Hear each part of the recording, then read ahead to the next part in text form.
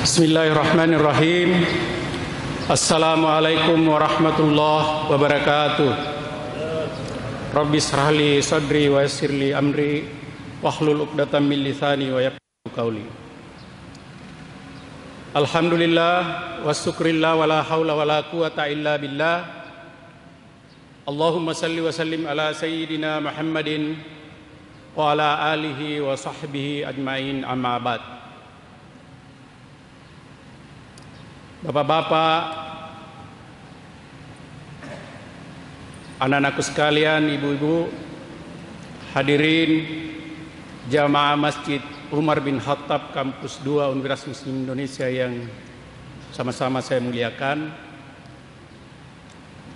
Pertama-tama saya ingin mengajak kita semua untuk bersyukur kepada Allah Subhanahu wa taala, karena bersyukur itu sangat penting.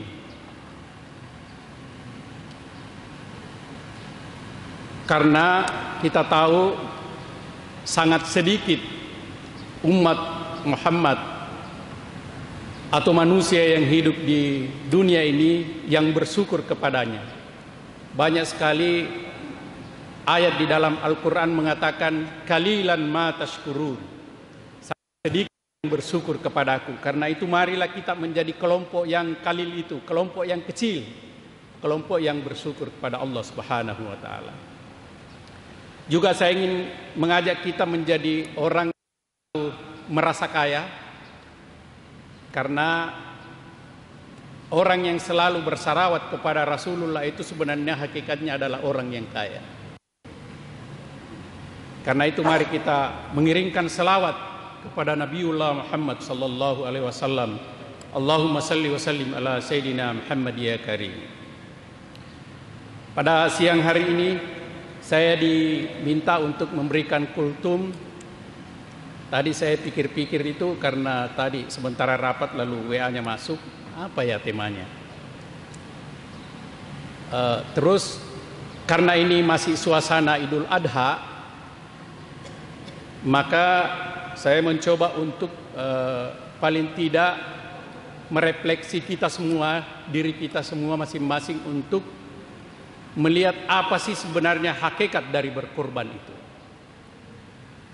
Kita baru saja melaksanakan Idul Adha. Idul Adha ini kan juga sering disebut dengan Idul Kurban. Outcome dari Idul Adha itu atau berkurban itu sebenarnya pada hakikatnya ada dua. Bagaimana supaya kita meningkatkan kesalehan sosial kita, yang biasa kita sebut dengan hablum minan nas, dan bagaimana supaya kesalehan individu kita, yang kita kenal dengan hablum minallah, itu bisa kita tingkatkan. Di dalam Al-Quran,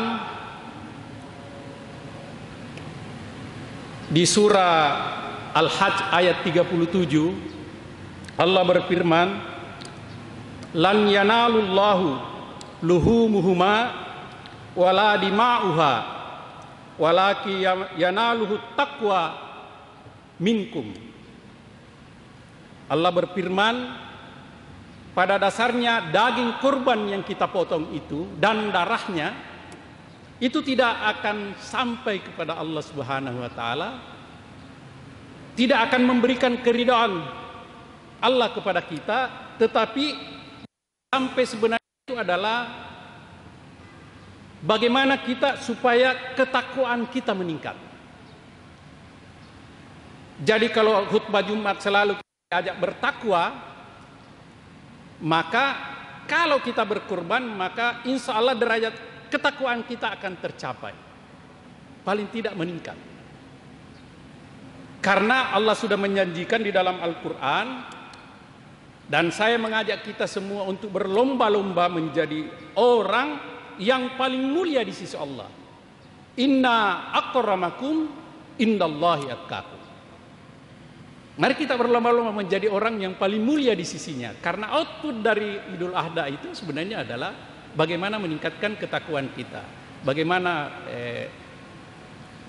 hablu minallah dengan hablu minan nas ini bisa terbangun dengan baik. Di dalam hadis Rasulullah sallallahu alaihi wasallam yang diriwayatkan oleh Imam Ahmad dan Ibnu Majah, pernah ada dialog antara Zaid bin Arqam, Ibnu Arqam dengan Rasulullah Muhammad sallallahu alaihi wasallam. Zaid Ibnu Arqam bertanya kepada Rasulullah, "Ya Rasulullah, apakah sebenarnya korban itu?" Lalu Rasul menjawab, "Korban itu adalah sunnah dari bapakmu." Yang dimaksud bapakmu di sini adalah Nabi Ibrahim alaihissalam. Jadi sunnah dari korban itu sebenarnya adalah sunnah dari Nabi kita, Nabi Ibrahim alaihissalam, yang kita sudah tahu seperti apa ceritanya. Bagaimana antara Hajar, Ismail dan Ibrahim itu mencoba menunjukkan ketakwaannya kepada Allah Subhanahu wa taala. Lalu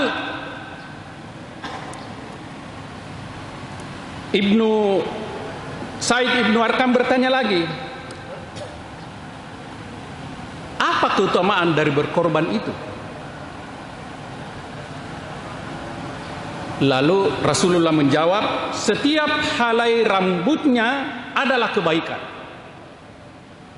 Lalu Said bertanya lagi, kalau bulunya bagaimana ya Rasulullah?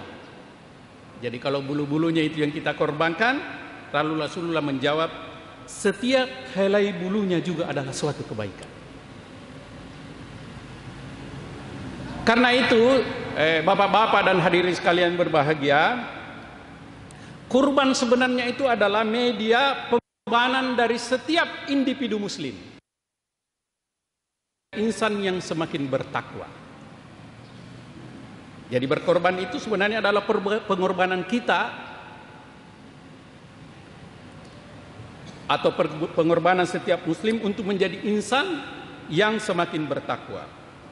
Karena itu orang yang berkorban itu diharapkan untuk selalu memupuk dan menebarkan kebaikan bagi diri, bagi keluarga dan bagi lingkungannya.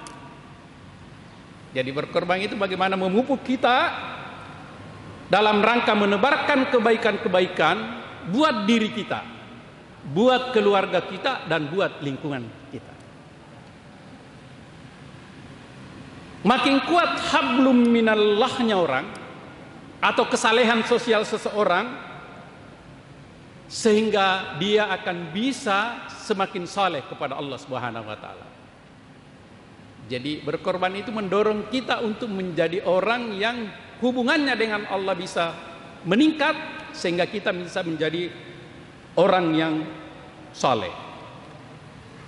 Orang yang berkorban biasanya zuhud, berjiwa murakabah, selalu merasa diawasi oleh Allah Subhanahu wa taala.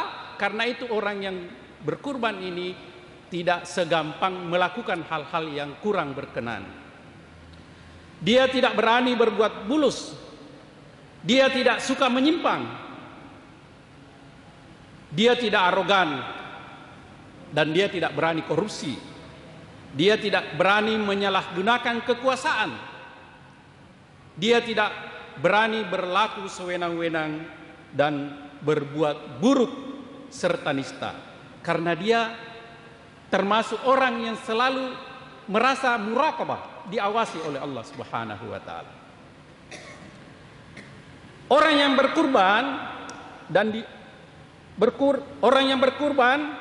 diberkahi oleh Allah Subhanahu wa taala, maka mereka punya rasa peduli.